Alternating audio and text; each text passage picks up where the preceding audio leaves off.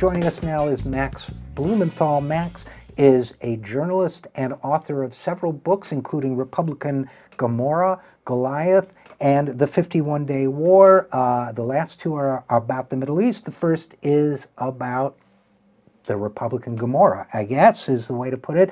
And he joins us now to talk about matters related perhaps to both of those issues. So first of all, Max, thanks for coming on the program. Thanks for having me on.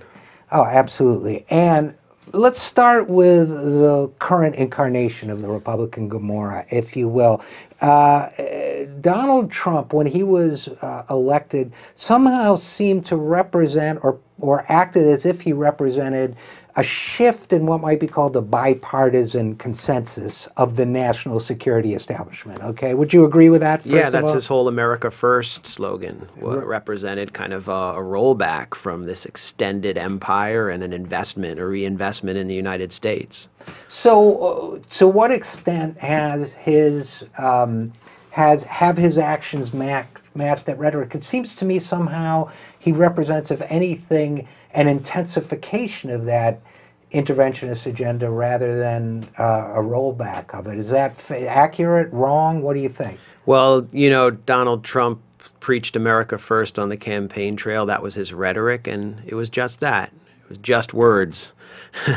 Donald Trump was appealing to the working class and Rust Belt base of the Republican Party in states where he's the strongest, particularly places like West Virginia. And these are places that have disproportionate enlistment, where young men went and served in Iraq and Afghanistan and came back with broken minds and torn off legs. Some of them came back in coffins. And every family in these states, almost, not every family, but disproportionate number of families experienced the moral injury of Iraq and Afghanistan in a way that the kind of coastal voters of the Democratic Party largely didn't.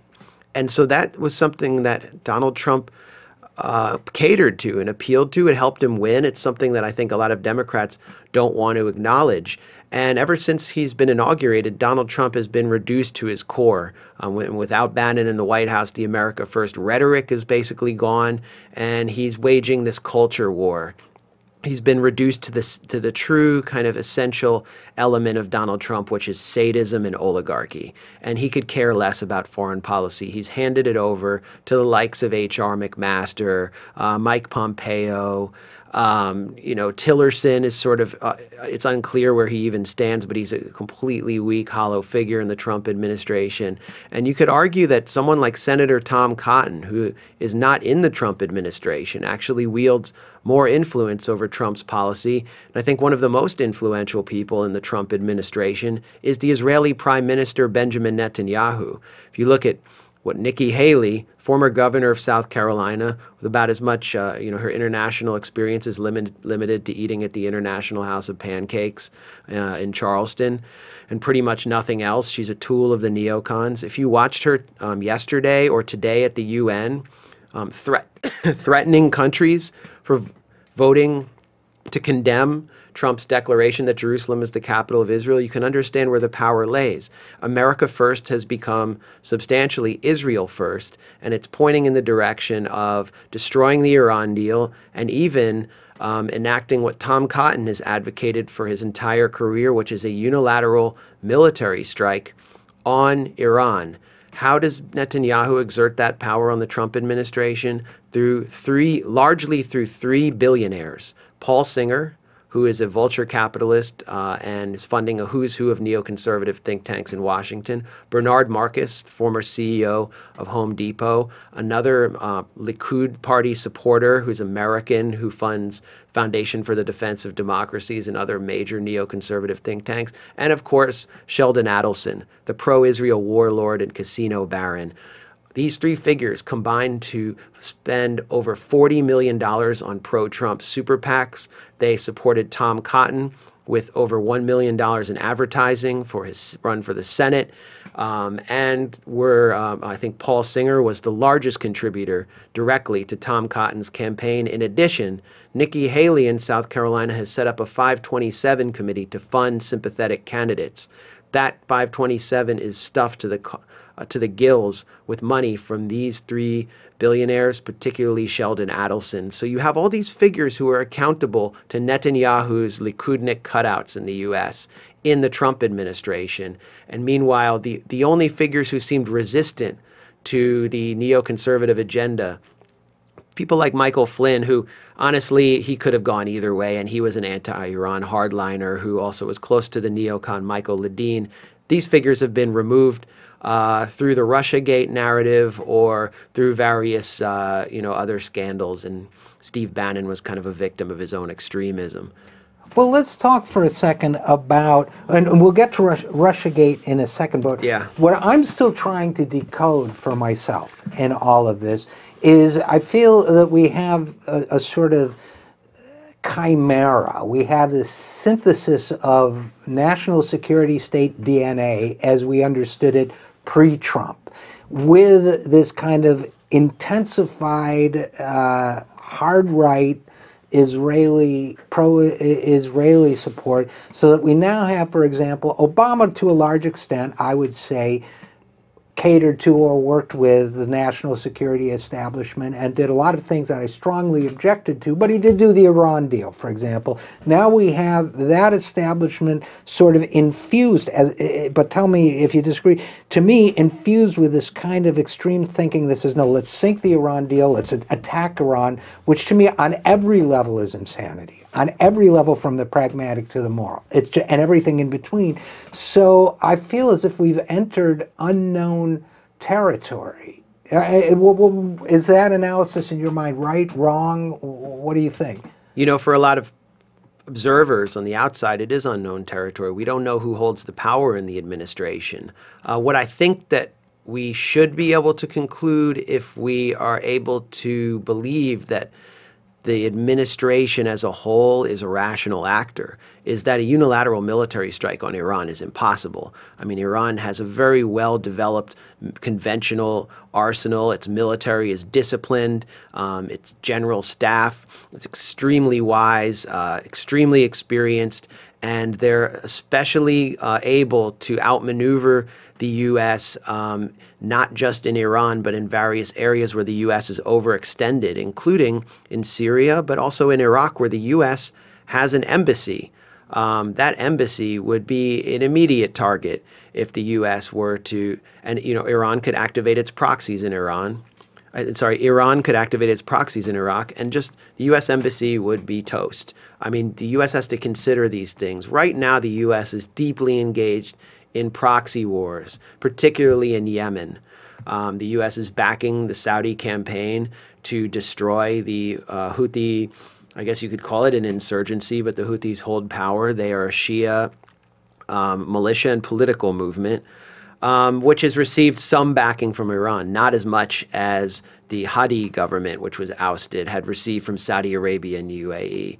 And those are the areas where we're seeing the most human damage. I mean, Yemen is the site of the worst humanitarian catastrophe in the world, and that is really the result of Saudi Arabia's obsession with Iran, which the U.S. has gotten behind.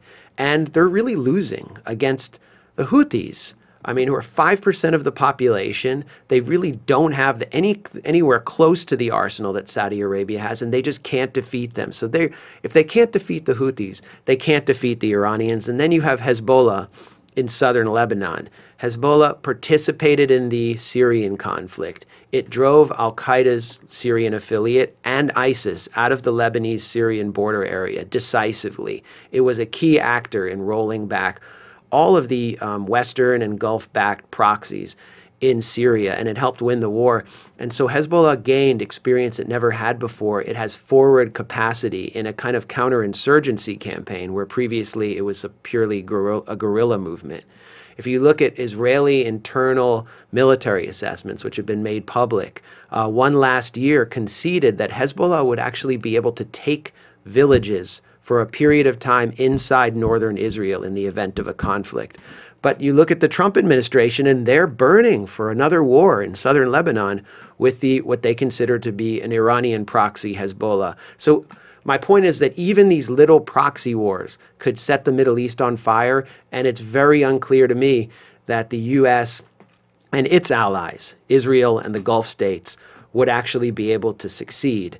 And we haven't even gotten to North Korea. Well, sure. I mean, there's so many things we can talk about, but one thing that really confuses me about it, well, many things confuse me, but one of the things that confuses me is what seems to be Netanyahu's eagerness to engage Iran militarily. It seems to me that that's a very unwise, I mean, leaving aside the ethics of it or the morality or the need for diplomacy as the first, second, and third option, all of that stuff just on a pragmatic military level, it seems to me that that's very reckless thinking on his part. Am I wrong?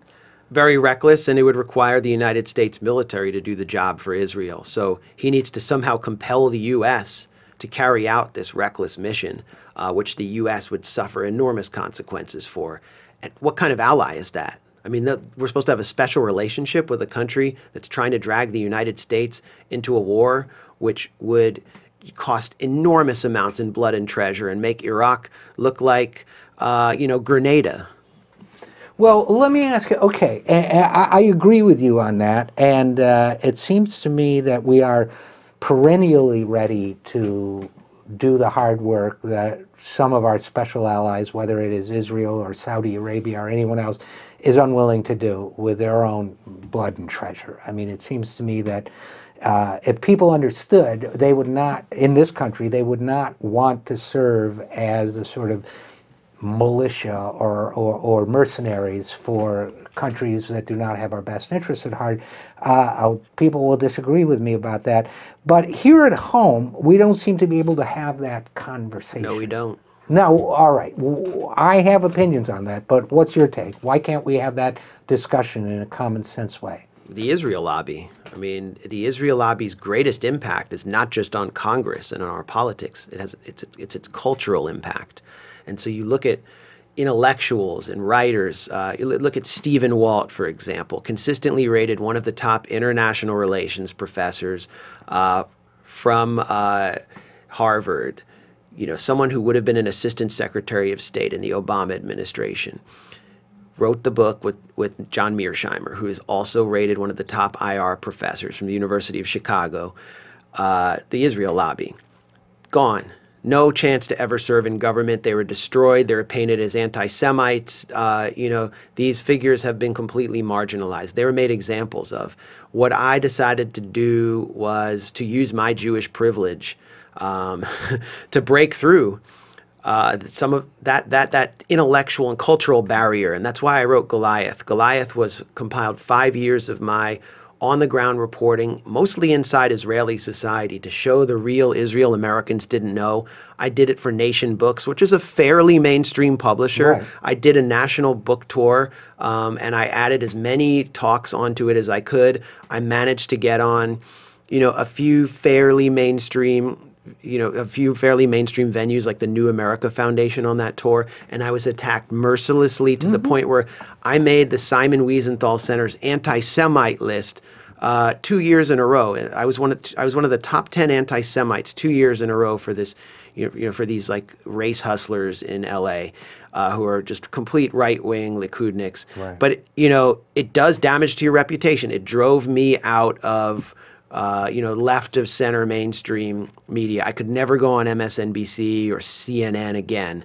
And that was a price I was willing to pay. I think the picture that I painted in Goliath has been vindicated. And if you look at many younger, particularly Jewish intellectuals, but the conversation on Israel in general, it has opened up. It's just not reflected in mainstream media. It's not reflected in the think tank world. And, it's definitely not reflected in the Democratic Party, which is very undemocratic on foreign policy. But, I feel like it's a matter of time. You look at Pew polls of Jewish opinion, and younger Jews tend to agree with me. I agree with you on all of the above. And I didn't have quite compelling enough Jewish privilege, I guess. But I remember being called an anti-Semite by my uncle at Thanksgiving. But I do agree that I remember the phrase self-hating Jew used to be very popular. Well, you know the Woody Allen joke about that. No. Okay. Woody Allen is another problematic character, but okay, let's hear it. I am self-hating, but being Jewish has nothing to do with it. Well, I remember actually saying to my uncle, I am not a self-hating Jew, but if you keep this up, I'll be a you-hating Jew very soon. Well, I worry. I'm deeply disturbed by the self-loving Jews. They tend to be the most hateful people I know. I believe that was called the sin of Onan in the literature, but I could be wrong about that. All right, well, we're gonna have to wrap it up shortly. But first of all, I agree with you. I think the dialogue is changing. I think it's opening up, and I think that's hopeful. But I guess the new front now, the battlefront now, is BDS, boycott, divestment, and sanctions.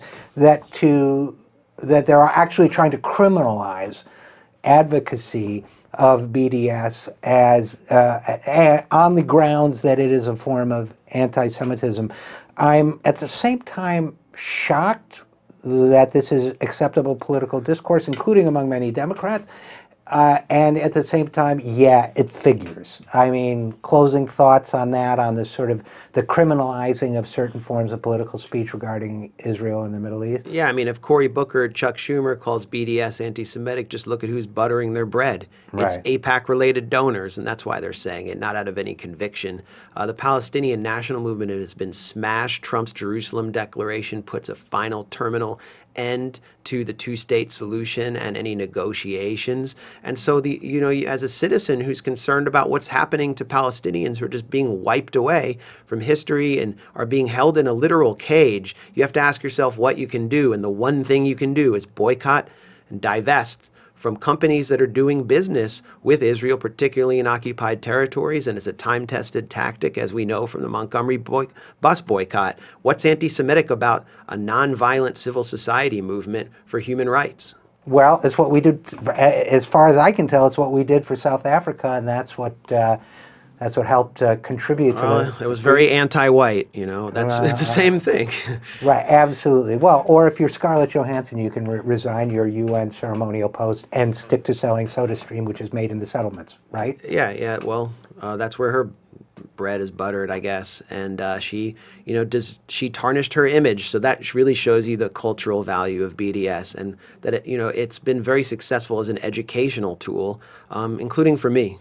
Okay, well, unfortunately, we're going to have to leave it there, but I hope you'll come back and continue this conversation at some point. Max Blumenthal, author of Goliath and other books, and journalist, thanks for joining us. Thanks a lot, RJ.